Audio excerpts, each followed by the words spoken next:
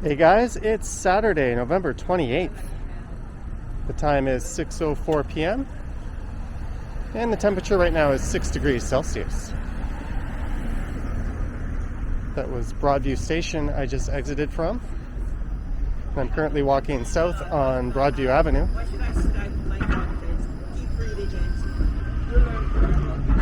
And this here is Danforth Avenue. The plan for this one is to head east along Danforth Avenue through the Greektown neighbourhood.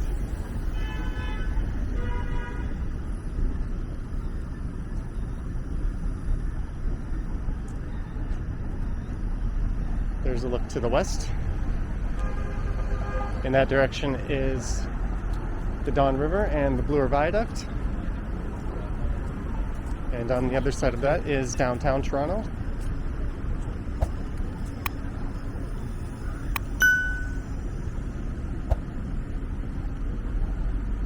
And now I'm currently walking east along the north side of Danforth Avenue.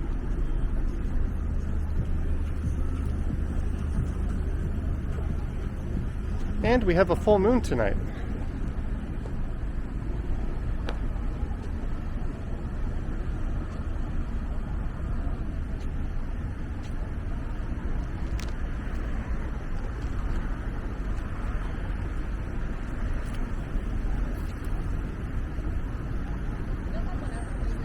Normally this stretch of Danforth would be quite busy around this time on a Saturday night. But with the recent restrictions in place that have barred restaurants from even outdoor service, and small retailers aren't allowed to have in-store customers unless they're selling goods that have been deemed to be essential.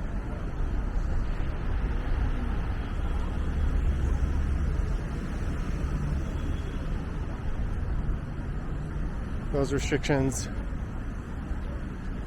seem to have resulted in a much quieter than usual neighborhood. Officially, Greektown doesn't start till Chester Avenue, and then it runs east to Jones Avenue. Although I think most people consider the first few blocks here from Broadview to Chester as Greektown. There's a look at the Danforth Music Hall.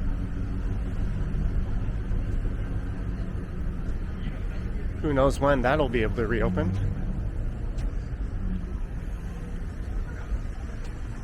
And there's Z80 on the other side of the street. That's an arcade bar.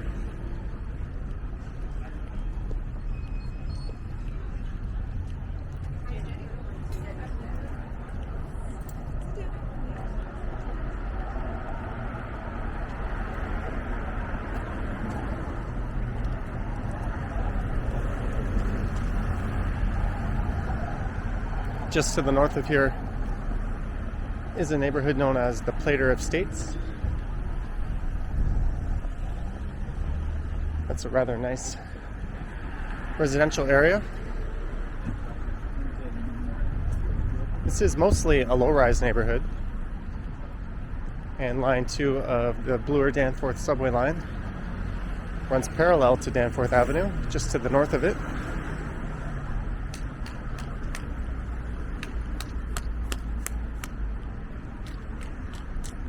And this area is quite well known for the Taste of the Danforth Festival.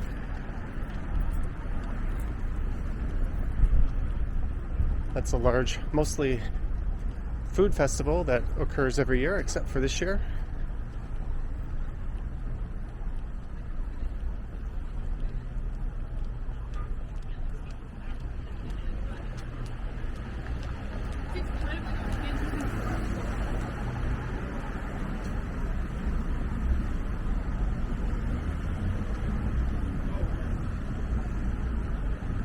Relative to how this area would normally look like, it's certainly taken on the characteristics of a bit of a ghost town. Usually the streets would be packed with people, as this area actually has one of the highest densities of restaurants per square kilometer in the entire world. And seeing that restaurants are particularly hard hit by this new wave of government restrictions, it's not surprising that the area would be so dead. In fact, one of the only businesses that seems to be doing fairly well are the cannabis shops.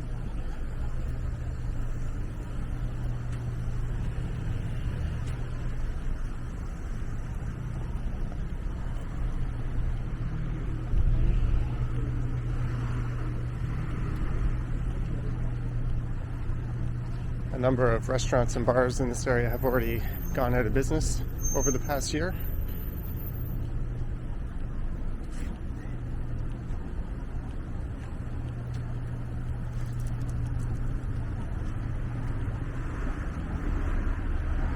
Cinnaholic gourmet cinnamon rolls. So places like that would only be open for takeout purposes.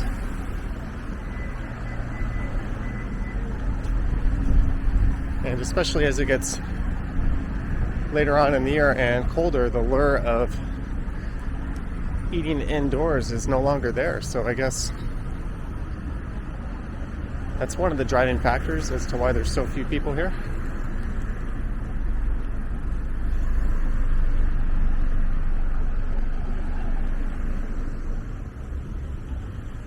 And there's the official "Welcome to Greektown" sign.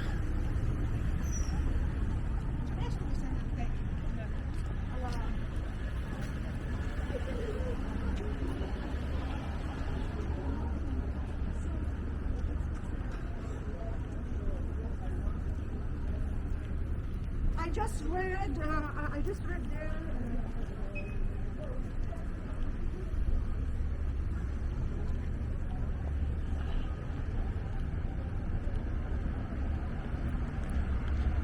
These bike lanes were installed earlier in the year.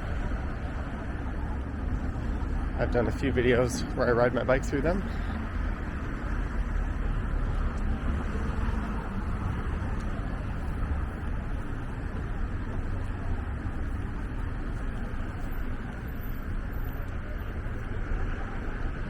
And this is Chester Avenue, which marks the official beginning of Greektown.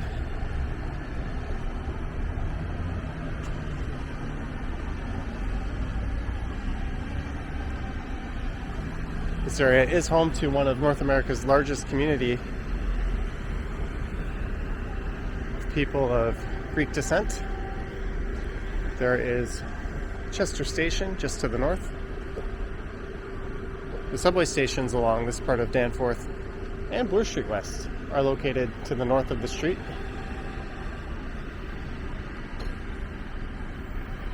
I did a walk along the east end of Danforth Avenue through Danforth Village last week, and I talked a bit about that.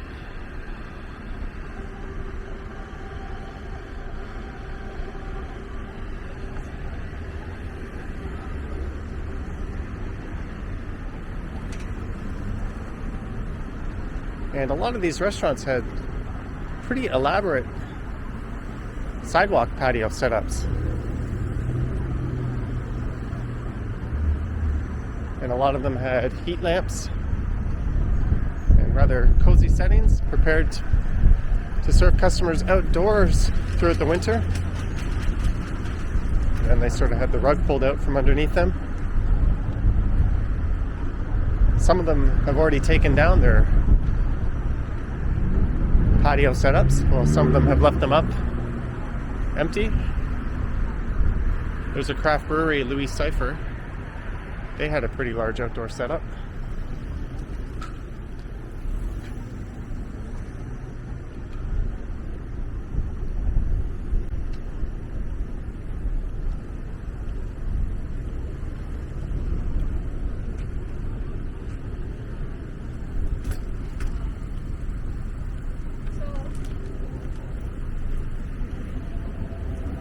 And right across the street is one of my favorite places in the area, Massini. Their pork gyros pita is excellent and extremely affordable. And here's one of the neighborhood's victims of the coronavirus. Papa's Grill. They closed, I think, back in May. And they've been a fixture of the neighborhood since 1987.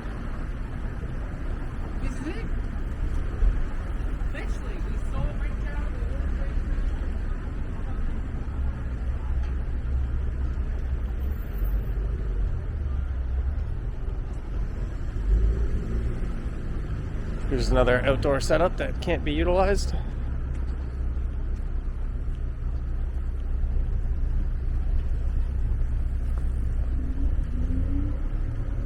Personally, I think it's kind of silly that restaurants aren't able to serve customers outdoors.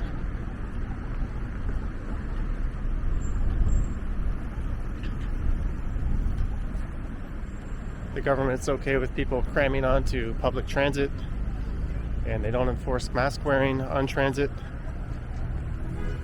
And they're okay with people cramming into big box retailers and supermarkets. They say there's capacity limits and restrictions, but every time I shop and try to pick something off the shelf or go into the freezer, someone always dives in next to me. And this is Logan Avenue. So this is a rather nice Christmassy display.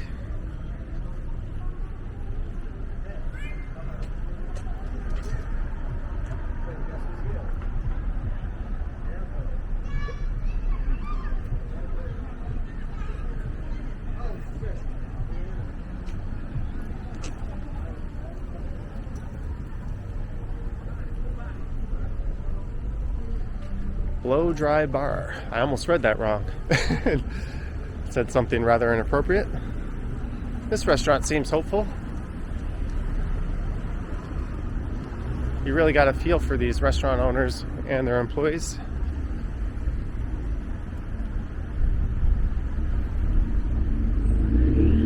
And for anyone who runs a business or works for one that's not allowed to have in-store customers.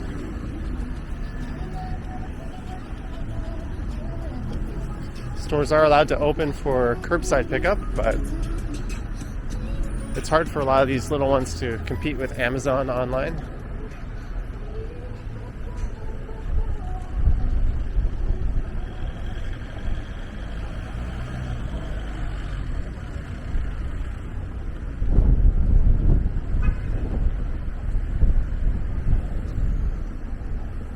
Look at this. That's quite a phenomenal outdoor setup. €1 on a pita with a side of fries, $7. That is a phenomenal deal.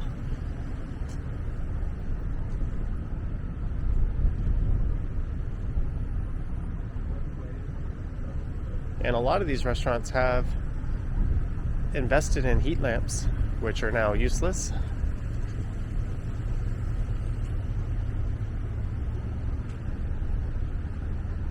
They seem to have just one guy in the kitchen. I highly doubt they're making any money.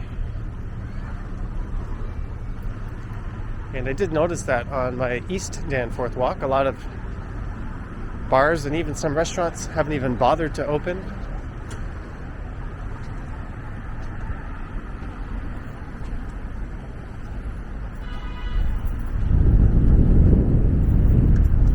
And a lot of retailers like this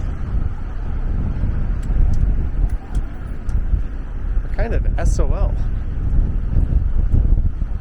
You could walk into a Walmart and buy most of that same stuff in the city of Toronto, but you can't go there and buy it. I don't want to sound like I'm complaining, I just think it's kind of absurd.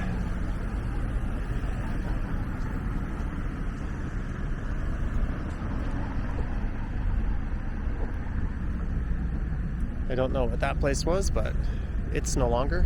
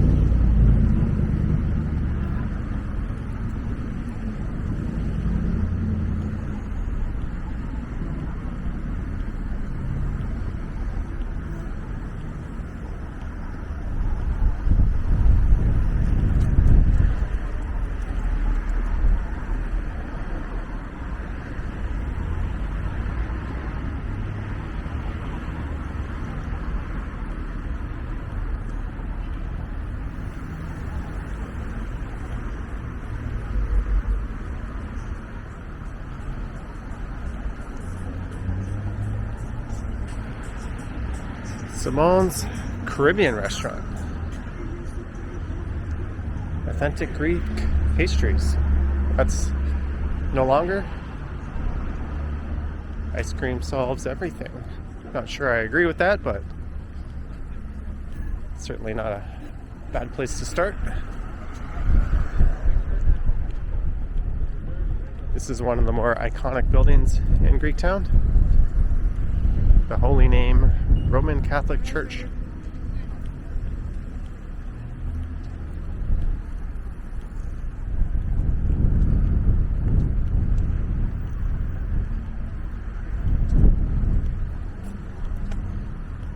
I think after World War I, this is the neighborhood where the most Greek settlers to Canada chose to call home, and that's sort of what started its history.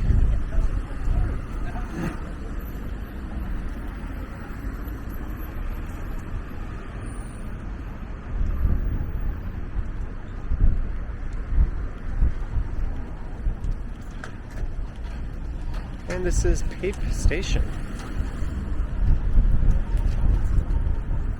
Earlier this week I did a live stream that started in the financial district, and I ended up right here at Pape. There's where Nando's Chicken used to be. They've had a few locations closed down in the city throughout the pandemic.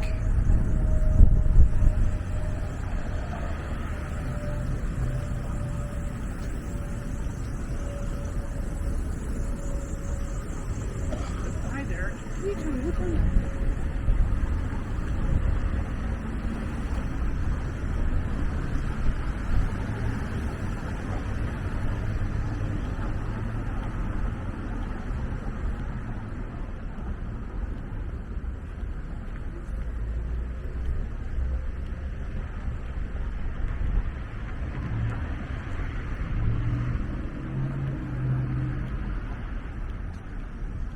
Dollarama gets to open throughout all of this.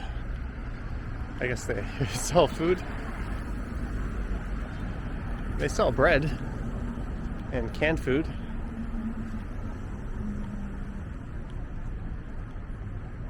A lot of people think that retailers like that should not be allowed to sell non-essential goods. That's something that some states and other provinces have implemented. That's just one of the measures in place in those regions to protect the smaller businesses who weren't allowed to open up. But no such luck here in the city of Toronto, along with the region of Peel.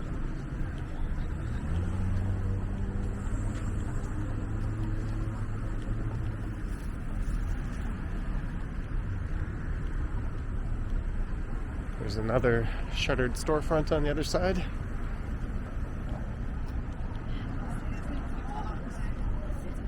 I know, but not now. Like,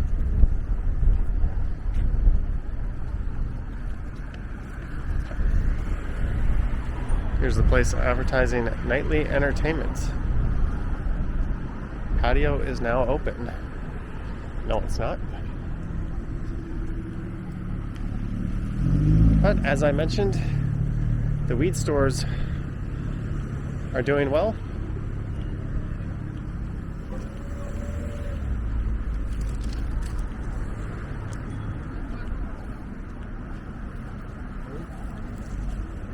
Although I think it's somewhat hypocritical that they are limited to curbside pickup, but the liquor stores, which are run by the province, are open for in-store shopping. I'm not sure what the justification is on that one. The province has really done a poor job communicating why they've made the decisions they have. I'm all for science-based evidence and facts. They've simply not made any case at all justifying why small businesses have been unfairly targeted versus large businesses.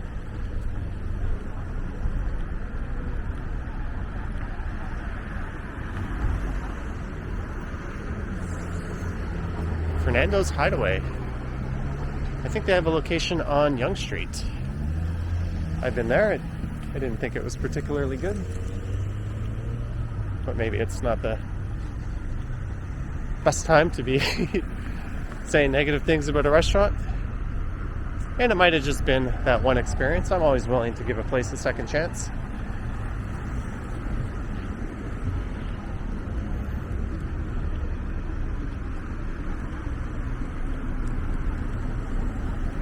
You can see a lot more patios that these restaurants went through great effort and expense to set up, not being utilized.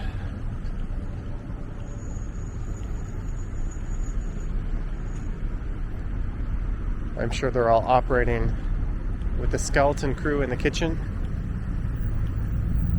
hoping that someone browsing through Uber Eats picks them.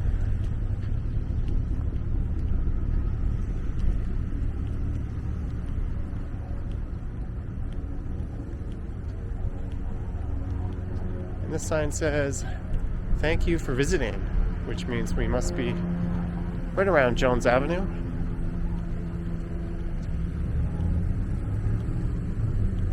I think this walk is only 2 kilometers or so in length.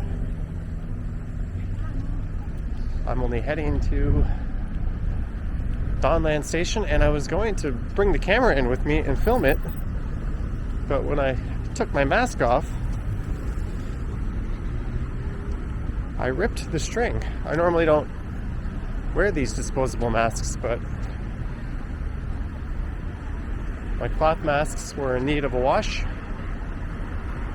So I brought one of these with me and I broke it.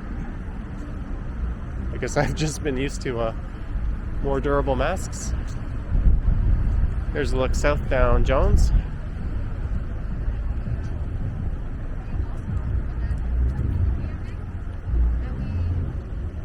So I will have to see if I can fix this somehow before I enter the subway. If I can figure that out in a hurry, maybe I'll turn the camera back on and record the last part. Square boy. There's a huge outdoor patio.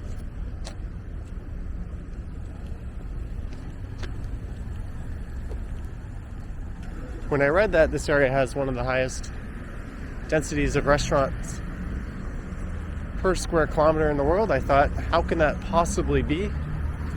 When you think of cities like Tokyo and Seoul, where you have 4 or 5 story buildings lining a street like this, and they're all full of retail businesses and restaurants.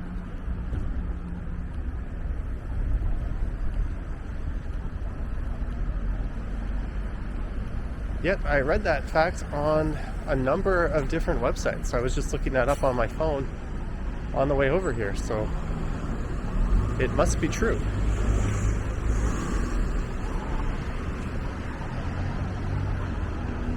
A place like that is probably doing better than most throughout this.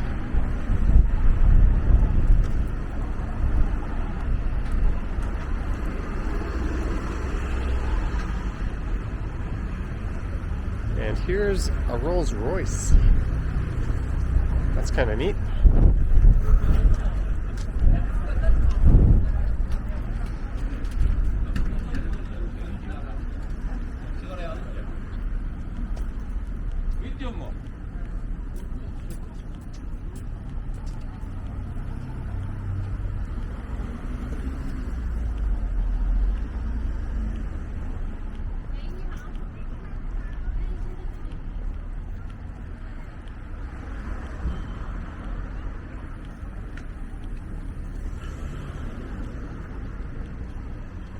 And here is the only cafe. It's a rather neat cafe with some rather tasty treats. I don't know why I said it like that.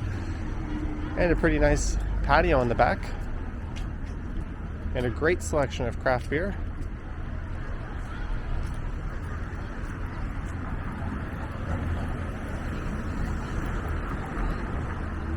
And this is Donlands Avenue, and just up here on the left is Donlands Station, where I am heading. That's been the entire length of Greektown. Now it's time to stand outside a subway station and fiddle with my mask. Hopefully I can fix it.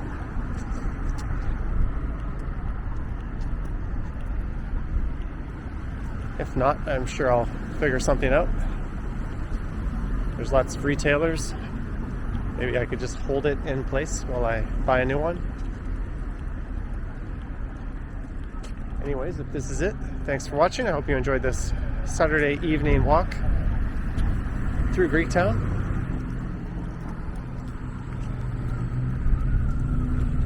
As depressing as it may have been.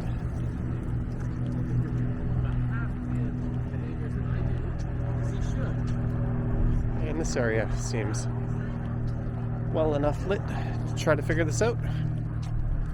Alright, if I don't come back, thanks for watching. There are links to my Instagram and Patreon in the account in the description if you wish to support the channel. There's also channel memberships available from YouTube. I'd like to thank everyone who has subscribed to the channel and supported it. Alright, if I don't turn this back on, I will catch you on the next one. If not, I'll hopefully turn this back on and jump on the subway and see you in a few minutes.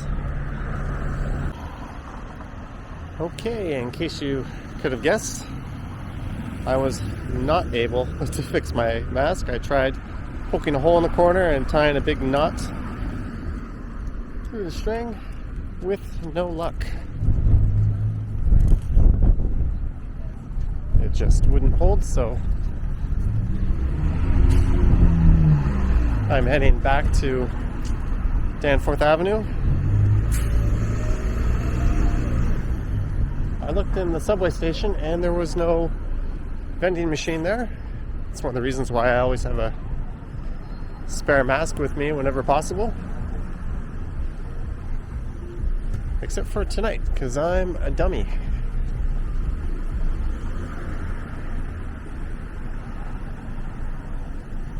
Anyways, I just thought I would let you know how that ended.